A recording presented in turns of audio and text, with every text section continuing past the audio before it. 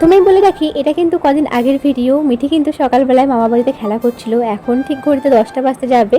আর তখন দেখো মিঠি এখানটায় ওর বন্ধুর সঙ্গে খেলেই যাচ্ছিল। কেমন আছো সকলে? আশা করছি তোমরা সকলে খুব ভালো আছো। আমি সর্বাণী, আমার আরও একটা নতুন ফেসবুক ব্লগে তোমাদের সকলকে জানাই আমার চ্যানেলে অনেক অনেক ওয়েলকাম। আজকে রান্নার ডিপার্টমেন্টে আমি আছি। আজকে করব কিন্তু চাল কুমড়ো।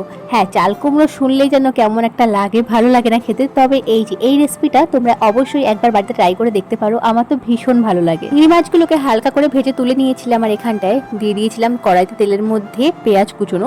পেঁয়াজটাকে একটু লাল লাল করে ভাজার পরে দিয়ে দেবো কিন্তু চাল কুমড়ো। চাল কুমড়োটাকে দিয়ে কতক্ষণ একটু নাড়তে চাড়তে হবে। একদম সহজ একদম রেসিপিটা, তবে খেতে কিন্তু আমার খুব ভালো লাগে। গরম গরম ভাতে তো সব থেকে বেশি ভালো লাগে।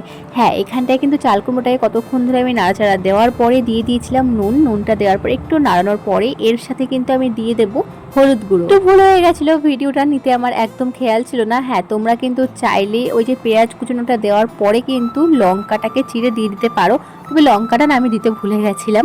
তাই জন্য কিন্তু এই যে কতক্ষণ নাড়াচাড়া করার পরে কিন্তু এর সাথে দিয়ে দিয়েছিলাম কাঁচা লঙ্কা, ওই 3-4টে মতো একদম চিড়ে দিয়ে দিয়েছিলাম। আমাকে কিন্তু সকালবেলায় খাইয়ে দিয়েছিলাম, আর ওইখানটায় জল খাচ্ছিল আর বন্ধুর সঙ্গে বসে বসে খেলা করছিল।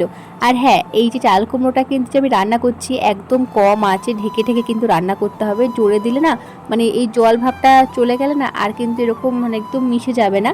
তাই জন্য কিন্তু একদম কম আঁচে দিয়ে অনেকক্ষণ ধরে ধরে কিন্তু রান্নাটা করতে হবে। সাইডে আমি এখানটায় ডাল করছিলাম, আর দেখো আমার কিন্তু রান্নাটা প্রায় শেষের দিকে। একদম চাল কুমড়োটা মানে একদম ভালো করে কিন্তু মজে গেছিলো। আর তারপরে কিন্তু আমি এর সাথে দিয়ে দিয়েছিলাম চিংড়ি মাছ। অনেকক্ষণ ধরে ধরে রান্নাটা করার পরে যখন দেখলাম রান্নাটা একদম শেষের পথে, তাই জন্য কিন্তু এই যে আমাদের বাগানে এই ধনেপাতাগুলোও ছিল, তাই জন্য কিন্তু এই ধনেপাতাই উপর দিয়ে কুচি করে দিয়ে দিয়েছিলাম। আর দেখো খাবারটা কিন্তু একদম তৈরি হয়ে গেছিলো। এই মাছের তেলটা মা সকালবেলায় রান্না করেছিল, তো আমার কিন্তু পছন্দ মতো আজকে বলতে গেলে সব রান্নাই হয়েছে। আর মামাকে কিন্তু স্নান করিয়ে দিয়েছিলাম, ও এখানটা একটু বসেছিল। আর মাকে বলেছিলাম এই যে এই লেবুটা মাখতে, তাই জন্য কিন্তু মা একটুখানি লেবুটা মেখে দিয়েছিল, ওটা একটু খেয়ে নিয়েছিল। অনেকদিন ধরে মাকে বলছিলাম একটু পাতুরি করার জন্য, তাই জন্য কিন্তু মা আমার পছন্দ মতো একটু আলু পাতুরি করে দিয়েছিল। আর মায়ের হাতের পাতুরিটা আমার খুব ভালো লাগে।